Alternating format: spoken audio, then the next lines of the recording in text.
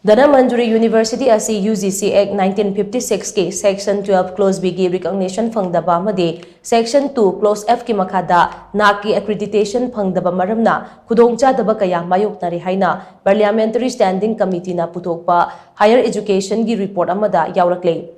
Wafam asi Education, Women, Children, Youth and Sports Department ki Parliamentary Standing Committee ki Chahum humpum do emasong chahum humpumari suba report yaurakpani.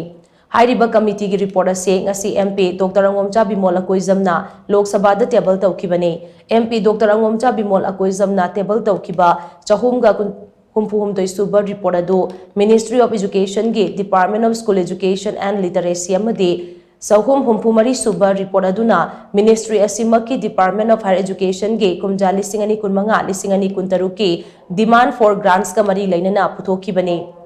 MP Dr. Angomcha Bimol Akoizamna table tawkiba Parliamentary Standing Committee ki Chahum humpumari suba Higher Education ki report aduda committee ki observation recommendation punna chamaga supna ani yauri maduda Manipur gi oina Dhanamanduri University ki matangda committee asigi recommendation ama yaurakhi. Recommendation aduda yauriba wafamdi Dhanamanduri University asi Rashtriya Uchatar Shiksha Abhiyan ki makhada kumjali singani tara linkibani.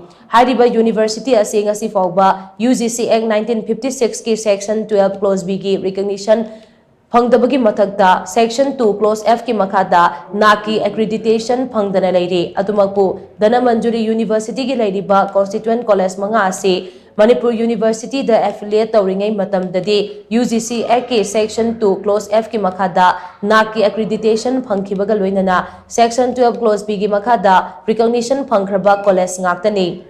Dhanamanduri University ase NAAC ki accreditation amasung UGC ki recognition phangdaba maramna funding, grants, fellowship amadi scholarship na chingba phangnaba honabada khudongchadaba kaya mayoknare maram aduna university asina mayoknari ba tongan ba casing asi laitana ba amadi bureaucratic ki oiba khurautangba singasi hanthana bagi recommendation Parliamentary Standing Committee ki chahum humpumari suba Higher Education ki report asida mayek sengna yauri.